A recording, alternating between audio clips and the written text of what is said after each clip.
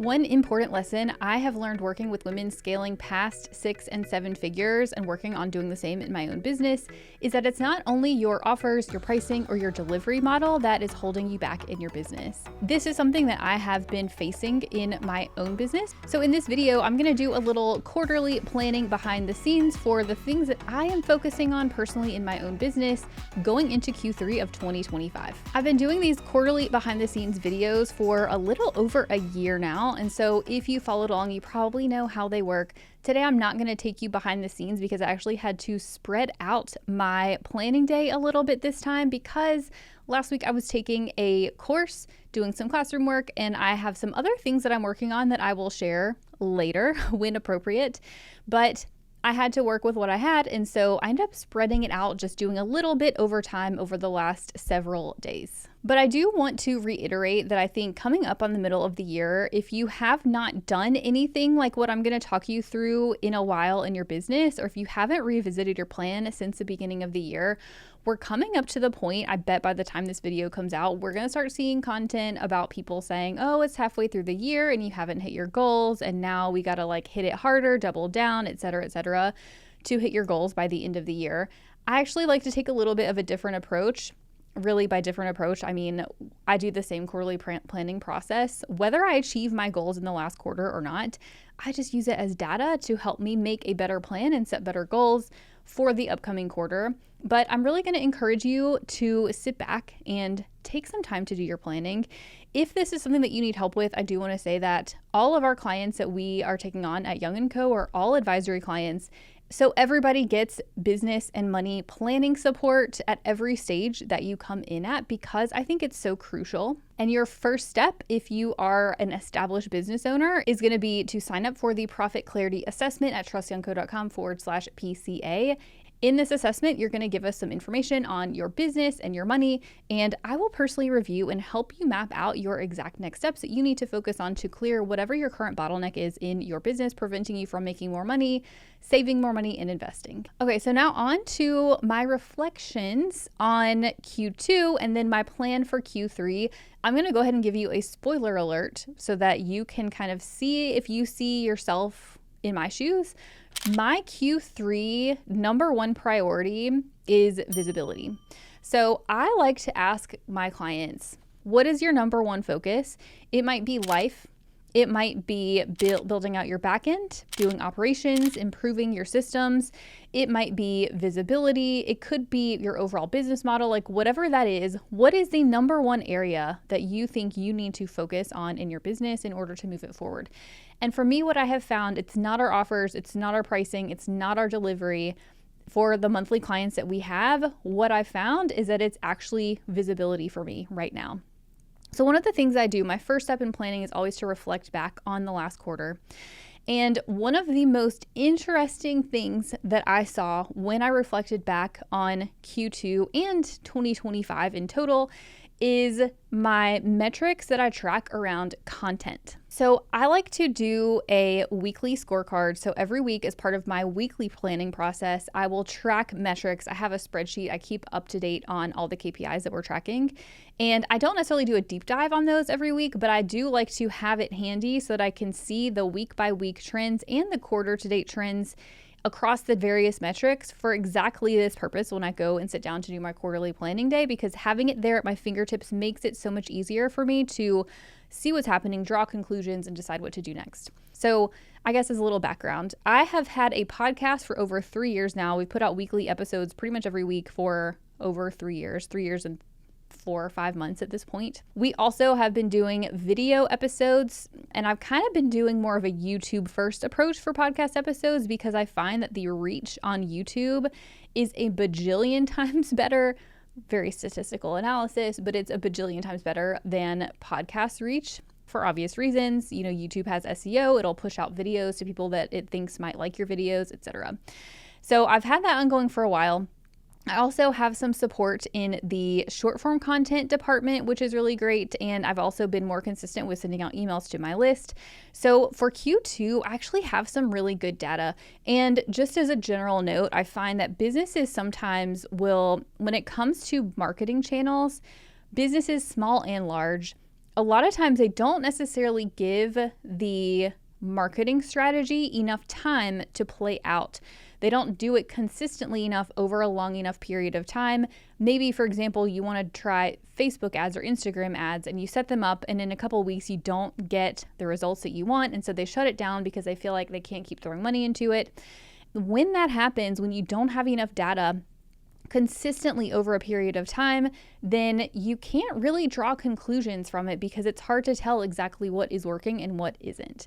So I will say for Q2, I feel like in terms of my content creation, I was more consistently putting out content than I have been in a really long time in my business. So I've got some really good data. And here's what I noticed. First, I noticed that in terms of overall reach for new eyeballs, YouTube has by far been the best platform for reach, primarily because of that search and suggestion functionality that I mentioned. I am not a YouTube expert by any means. I'm just telling you what I see from my own content. And so when I think about things that I want to double down on, YouTube is definitely one. As I'm looking at Q3, I'm asking how can I continue to improve content and bring in more leads for my business.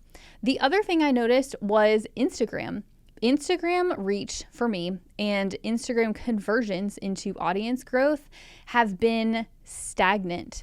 And this comes after over the course of years. I mean, at least a year and a half, I have tried to upskill in different things. I have taken different coaching programs, etc. And I continue to see pretty poor reach on Instagram. And I will say, I do know for a fact that there are people who get amazing reach and amazing results on Instagram.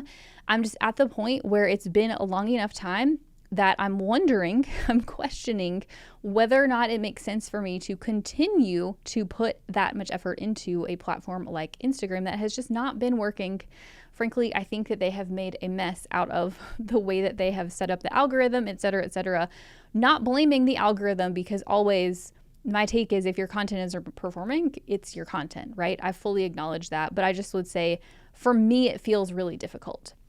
But what I did notice is that all of Q2, I probably had like 3 or 4 videos get repurposed over into TikTok. And so these videos aren't even created for the TikTok platform. We just repurpose them over there. And the reach and conversion over there has been significantly better than Instagram. So what do I do with this information? I'm asking myself, okay, do I want to give up on Instagram as a whole? No, because I recognize the value it has as a platform. Do I think that it's going to be worth my time and energy and money to continue plowing money into a platform that isn't necessarily giving me as good of returns when I have other platforms that we already have some better traction on? I think the answer is probably no. So that is one example of when I reflect back on the prior quarter, things that I do a deep dive into.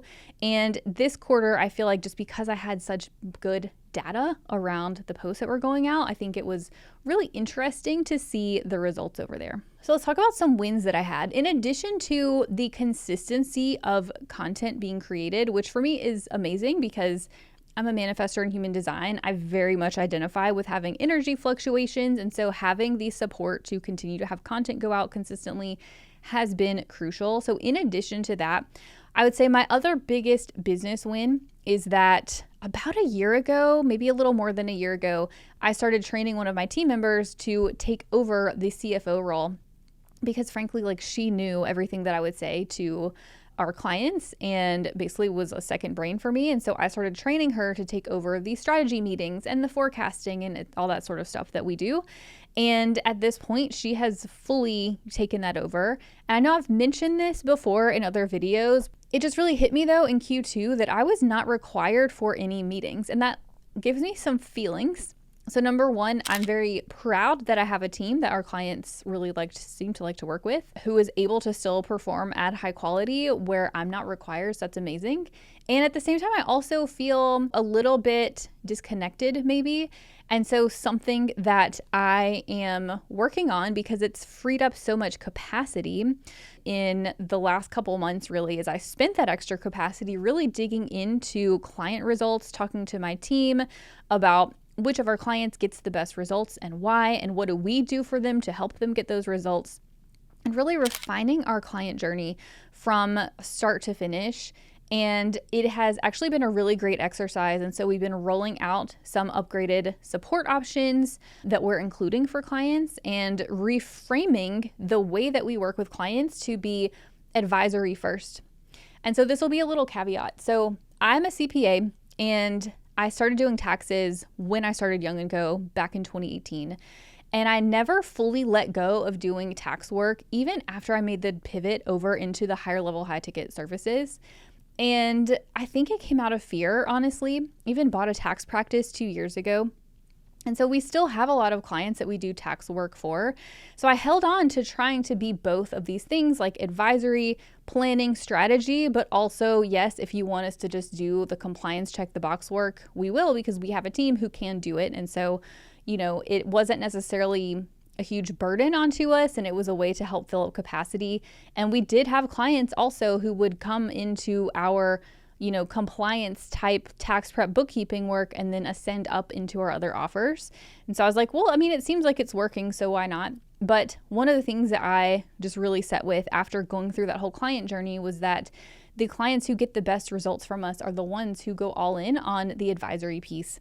And so that is something that now that I'm not required at client meetings and my team can deliver 95% of the work. We still talk about clients all the time, even if I'm not on the calls. But with that extra capacity, now I'm like, okay, how can I now use my brain and my skill set to even better serve the clients that we have? And so I would say that that is a major win that I haven't fully realized until probably this past quarter, because I was still pulled so much into the day-to-day work, which I know a lot of you understand. Just you obviously want to do the work for your clients because they're the ones who are paying you to do the work, but we also need to be able to balance that as business owners instead of just being operators. On a personal note, I will say that in Q2, I would say about 6 weeks ago from the time I'm recording this, it'll be more like a little over 2 months from the time this episode comes out, I started paying more attention to diet, and I went on a cut and continued exercising, continued trying to maximize sleep and all of that. And I'm down like 4 to 5 pounds as of now. And I think that by the time this comes out, I'm hoping to be sort of at my target for where I want to be body fat wise. And I'm doing it not because necessarily of aesthetic reasons, but I've mentioned multiple times on here that health is a really big value of mine.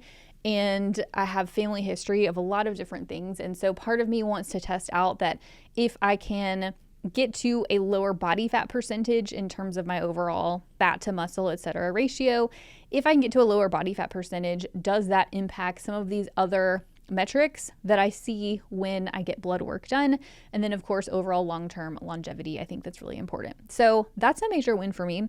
My son also graduated from his TK class. And so my only child is about to go to kindergarten next year. And I feel really excited for him, but also really sad because I feel like we're now on the precipice of entering into another phase of life. And it's both exciting and a little bit sad at the same time. And then the last thing is that my sister moved to about 25-30 minutes away from our house, where she used to live in Texas for 20 plus years. And I'm really not, frankly, used to having anybody family-wise super close to where we live. And so it's something that I'm really excited about and looking forward to having more family stuff close by. Now, before I move on from the reflection section, I do want to say one thing, and this is one of those things that I'm saying out loud even though I really don't want to. When I set my goals for Q2 back in late March, I wanted to grow revenue because I felt like we had been sustaining for so long. And I set out this whole plan, and I feel like I executed the plan really well. But to be frank, I'm seeing this in my business. I've had a lot of clients see similar things. I feel like sales have slowed down and things are shifting, definitely. And so I will say because we have monthly recurring revenue, we are able to sustain whether we bring new clients in the door or not, which is an amazing place to be. And it's something that I want for all of you. But I also at the same time didn't hit my goals. And so that has been one of the most frustrating things is when you try things out, when you test things out, they don't always work.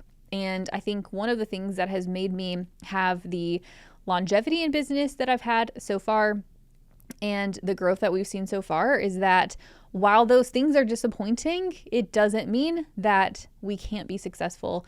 And so what I do is I sit down and I ask myself, okay, what did I expect to happen? This was my hypothesis. Did I execute on those goals? Yes or no? I'd say for the most part, I did. Why didn't it work or why not? And then we use that as information to set our Q3 goals. So I've kind of already talked about my biggest takeaway was I really think that when I think about the funnel, our business model as a whole, I think that every business has a bottleneck, and yours might be the same as mine. It might not be, but I would say right now our bottleneck is at the top of the funnel, so visibility. And so that is why, as I think about my Q3 goals, that is my number one focus area is visibility, because we have good sales conversions. We have clients who stay long-term. We still get referrals, obviously. And we have a good team who delivers good work. And so we have all these really great foundational pieces in place. I would say on the content front too, I've also got a lot of really great content systems going.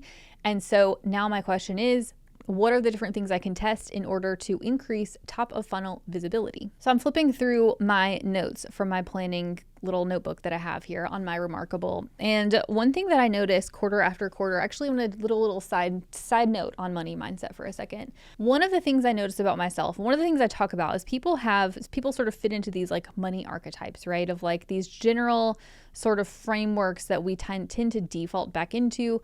And there's a bunch of different money archetype frameworks out there, but at a very high level, I would say that a lot of people fit into one of two. So the archetype that I tend to fall into is the one who, if I don't pay attention to it, I always make enough money. I always make it work. I have never not made it work. Even if I don't know how I'm going to make it work, I always make it work. I always have enough money to pay payroll, to pay our bills, to do what I need to do, right? But something that I personally am working on with my own money mindset is being comfortable with excess. And that's one of the things I appreciate about working with some of the clients that we work with is that they very much have excess, and not in a bad way. It's just their businesses have grown so much and they're so profitable that I get to be in that zone with them, which I really, really love to be in, because honestly, selfishly, it also helps me to improve my own money mindset.